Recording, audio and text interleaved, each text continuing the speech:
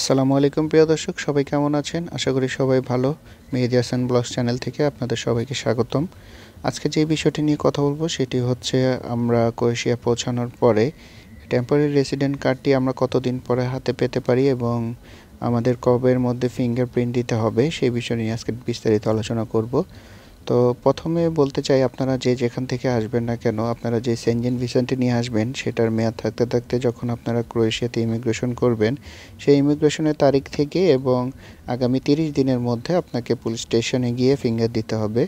সেই ফিঙ্গারের জন্য আপনার প্রয়োজন হবে 3-4টা ডকুমেন্টস। সেটা হচ্ছে প্রথমত আপনার মেইন পাসপোর্টটা প্রয়োজন হবে এবং সাথে লাগবে আপনার ওয়ার্ক পারমিটের কপিটা এবং সাথে লাগবে এটি 30x35 সাইজের একটি ছবি, যেটা আপনারা বাংলাদেশ থেকে নিয়ে আসতে পারেন অথবা যেখান থেকে আসেন সেখান থেকে নিয়ে আসতে পারেন। তো আমি এখন বর্তমানে আছি জাগরেবে, যেখান থেকে ফিঙ্গারপ্রিন্ট নেয় জাগরেব পুলিশ স্টেশনের সামনে। এখান থেকে ফিঙ্গারপ্রিন্ট দিয়ে এখান থেকে কার্ডটা রিসিভ করতে হয়।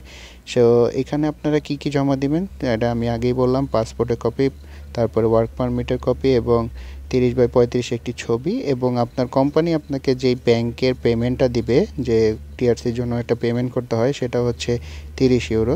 সেটা আপনাকে তারা কোম্পানি পেমেন্ট করে ওই স্লিপটা, ব্যাংক স্লিপটা আপনাকে দিয়ে দিবে।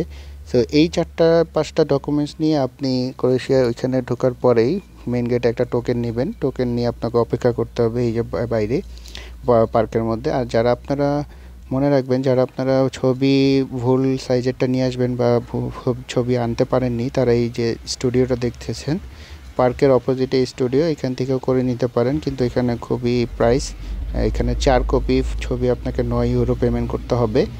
তো যাই হোক, আমি আমার মূল কথায় চলে আসি। তো এগুলোর ডকুমেন্টের সিরিয়াল নিয়ে আপনি যখন আপনার সিরিয়ালে চলে আসবে মনিটরে, আপনি ভিতরে গিয়ে পাসপোর্ট দিবেন এবং ডকুমেন্টসগুলো দিবেন।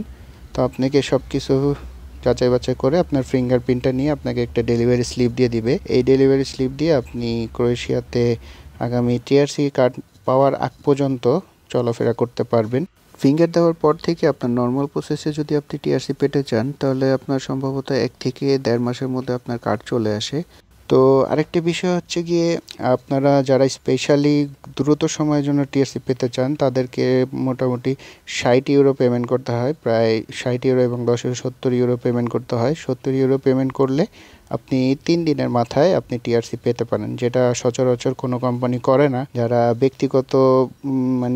ব্যক্তিগত অর্থায়নে অনেকে করে থাকে যে আমার দ্রুত টিআরসি প্রয়োজন, আপনি কোম্পানিকে বললে আপনি এক্সট্রা পেমেন্ট সেটা হচ্ছে আপনি পেমেন্ট করে দিবেন এবং কোম্পানি যেটা দেওয়ার সেটা তো দিবেই।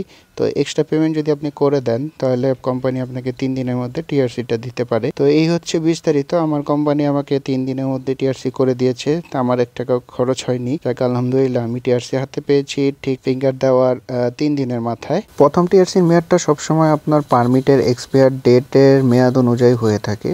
তো প্রিয় দর্শক, এই হচ্ছে আজকের বিস্তারিত। আশা করি আপনাদের ভিডিওটি ভালো লেগেছে। ভিডিওটি যদি ভালো লেগে থাকে তো চ্যানেলটি সাবস্ক্রাইব করে পাশে থাকবেন।